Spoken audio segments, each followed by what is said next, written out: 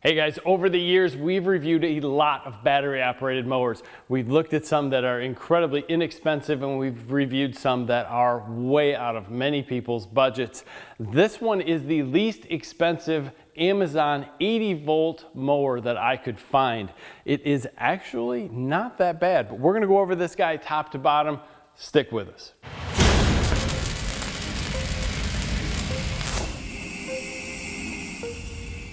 So this is an 80-volt brushless 3-in-1 mower, meaning it will side discharge, it'll mulch, or it will bag.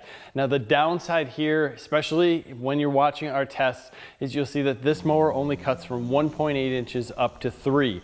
Now in Michigan, where I'm at, I keep my grass right around 3 3/4, and that means that this lawnmower has to cut off a solid inch of grass that's been really mowed and kept there. So it's thick, right? So that first inch is really thick, and then whatever's growing on top of that. So in some cases, when we were gonna try to do our runtime test, we were simply cutting 6 to 7 inches worth of grass, which was quite a bit for this guy. While it did go through it, it was not gonna give us a really good runtime test. We've done it before where we've said this is worst case scenario, and I just seen us going down a path that wasn't really gonna be fair for testing something that was the least expensive we could find on Amazon. So we did move over and did some other tests with it that included mulching, bagging, and side discharge in an area that still had the same cut height, but realistically wasn't as thick of grass.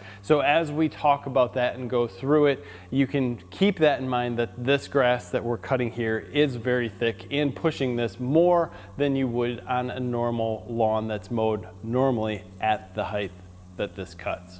So our first impressions while using this mower were actually pretty good. The lawn that we were cutting was cut by a high-end zero-turn before, so you can see clumps of grass that are still left over because it was cut when it was a little too long the last time.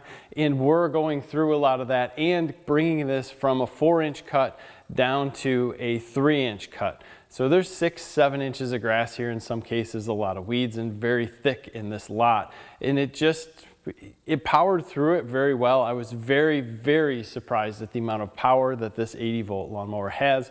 But eventually I got to the point where I'm just pushing around enough pre-cut dead grass and cut new grass that it just wasn't making a lot of sense. So I moved over and started to do some cuts behind our fence, which is the same style of grass, but it was cut at 3 3/4 inches, and it's not as thick, and it was not full of a lot of dead grass like the other lot.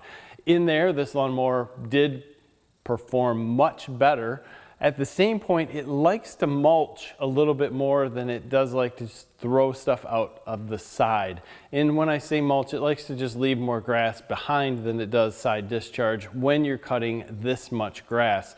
So I thought it would be good to throw the bagger on this thing, since we were kind of pushing a lot out the back, and the bagger goes on nice and easy. There is no plug in there, so you just lift up that rear, throw this thing on, and you can start bagging. Now to give you an idea on how much we're actually bagging here, I had to stop 3 times to empty the bag while I'm going down and back. That's it, 3 times emptying that bag. So there's a lot of lawn being pulled up and out. Now, we're very typical of a battery operated mower. We're not getting a ton of lift. So this bag is only getting half to maybe 2/3 full. And on the last time when I emptied the bag, it was probably less than half full, just because we're starting to get this wet grass in there, and it was plugging up a little bit faster due to the amount of grass that we're cutting.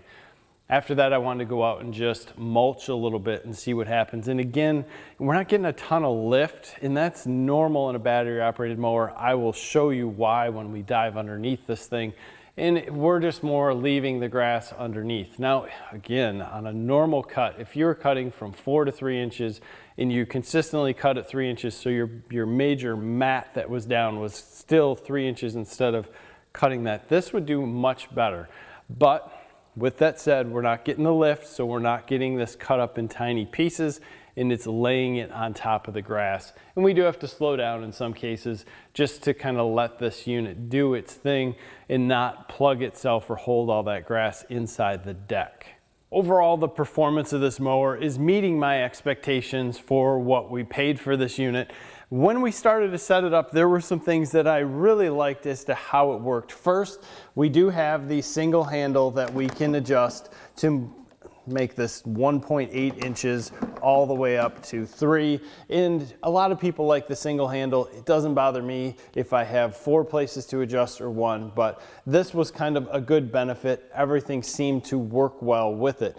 Now the thing that I liked was that we had a lot of adjustment here on these handles. This reminds me of some of the Ryobi mowers where they have the same type of handle system in here, and it's kind of geared to be able to adjust from a high position all the way to a very low position, and also flip over completely for storage. So I like the fact that I could get this wherever I needed it. Being a taller guy, it makes a lot of difference to me as to where this is, especially since I want to be comfortable. To turn this unit on, you push this button here, and this light will turn green. Then you push forward on this handle.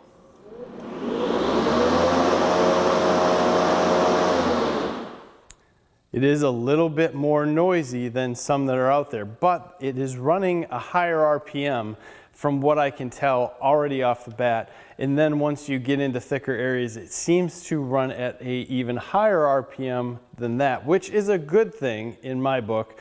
But to say that this is the quietest unit out there, that is definitely not something that I would put out.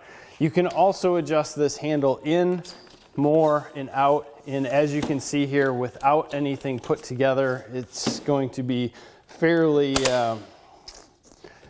flimsy. And that's the one thing that while I was mowing, and especially while I was trimming, and I've seen this before on different mowers with this exact type of setup, I don't have 100% control of what's going on because this plastic piece is not super tight around this round tube that connects to the deck.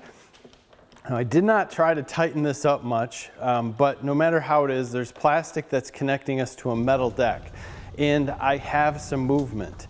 And that movement doesn't always give me perfect control while trimming or moving around fences.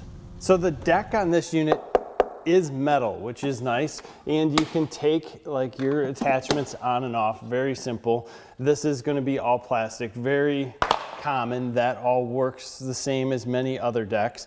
What threw me here was that I thought I was going to be lifting this clear piece up to put the battery in, but realistically I'm lifting the whole full compartment. There's some LEDs up here that will slightly shine forward and slightly shine upwards, so you can get lights if you wanted to. It's that other button up on the handle. They don't really do much, and I don't see the big need, but they are there. There's a safety key inside here if you wanted to remove it so no one else could use this, even if they got their hands on the battery. And the battery comes out pretty easy, goes in easy. This is a 6 amp hour 80 volt battery, so it is large and heavy, very heavy. I was very, very surprised when I pulled this guy out to charge it the first time, and I'll tell you, I'm impressed at least that you have this large of a battery. You do have a battery fuel gauge here. You push the button. We got one light that's still left in this battery at this point in time, but very stout battery for an 80 volt system. You know, they could have cheaped out and put a 2 amp hour battery in here, and they didn't. This is 6 amp hour. I like that. Goes in, slides in easy, comes out easy. So the design here is pretty good, and like many other mowers. What kind of surprises me to a point is there's not a lot of room for a motor. So that motor is right underneath this battery, and it obviously has enough power to do what it needs to. Now, if I push down on this guy a little bit, you'll see I get some flex in the front, which is normal in some cases because we have a little bit of plastic up here, but we do also have full plastic wheels. and there's no real rubber on this. Although they are softer, they're just the same plastic everywhere. And if we want to joke around a little bit, for the money you're getting, you do have spinners here, although the front stick a little bit more in the rear. So back in the day, if you're a car guy, that's kind of funny to me anyway. So let's fold this guy up, bring this forward, put it in storage position, and then let's take a look at what the bottom looks like. Guess that doesn't go in. So this bottom section, if we want to hold this up, is very, very typical of what you would see in a battery operated mower. This does not have any plug here, so obviously you're going to hold some grass in this area, but that's not a big deal. Once you pull up the bagging chute in the back, you can pull that little bit of grass out. You have a fan that's going to be pulling any air through and keeping that motor cool. And then you have a very, very typical blade for a battery operated mower. There is a nice little wing here at the end that's going to come up and give you a little bit of lift, but it's not enough, and that's, again, very normal. It's thin. It's a very thin blade, which is normal as what you would see. Keep these sharp, they work a lot better, but you do have a nice metal deck all the way around, so the rigidity of this center portion is excellent. Unlike many gas mowers, battery operated mowers seem to be measured more on the deck width than they do the blade length. So the deck width here on this one is 22 3/8, which I like that. A lot of big box store mowers, if they're 21 inches, would be 21 inches of deck width.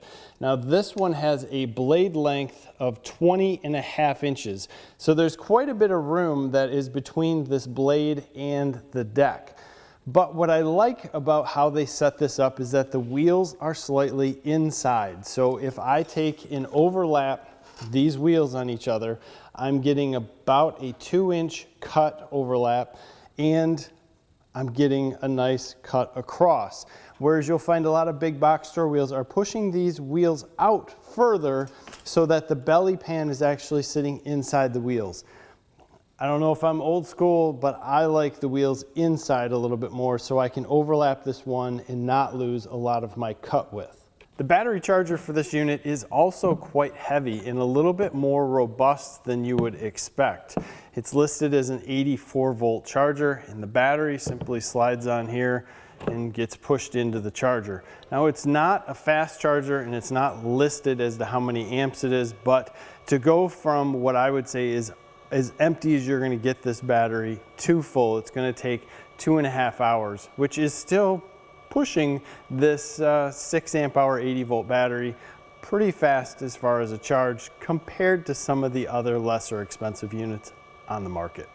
So overall, I do think we got what we paid for here. Some things that I really like are the wheel placement. It's in a little bit. I like the power that we're getting out of it. The 80 volts here did impress me. I like the battery that came with it, which is 6 amp hours. So it gave me runtime of some really higher end expensive lawnmowers. I was reaching upwards of 52 minutes per charge on this, even going through some of that really heavy grass. That to me was very impressive.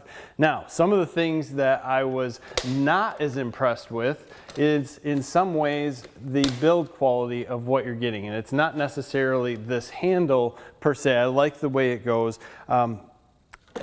Obviously, I don't like the lack of rigidity there, but when you turn this unit on and you're holding everything forward, you have some square handles here that you're pushing on. They kind of start to eat into your palm a little bit, and if they bother me, they're going to bother a lot of other people who probably aren't used to hanging on to weird things like that. So that little square piece is not as comfortable as it could be. If they'd have rounded the edges on that, it would be no big deal. I also found while I was mowing that if you just let off on this left hand trigger slightly, the mower would turn off. Not a huge deal. I'd rather see a larger bale that gives me a little more movement around here, because if you're trimming, especially in a ditch line or anything like that, you move your hand slightly, this will turn off, and you'll probably see it in some of the B-roll. There's just quite a bit of a lawnmower here for what you're getting, but at the same time, I really think you need to look at, is this guy for you or not, and does it fit what you need and what you expect as far as quality. With that said, in the USA, a 3-inch cut height is really low. So some people down south might use that more. I know there's different types of grass. At least here in Michigan, 3-inch to us is really low. So make sure that this fits you and your grass style also. I'd love to hear your comments on this. What did you expect? What did it perform better at? What do you like about it? What do you dislike about it? I love to hear all that. Put that in the comments. Give us a like in this video. Subscribe to the channel if you haven't already. Thanks for your time. Have a great day.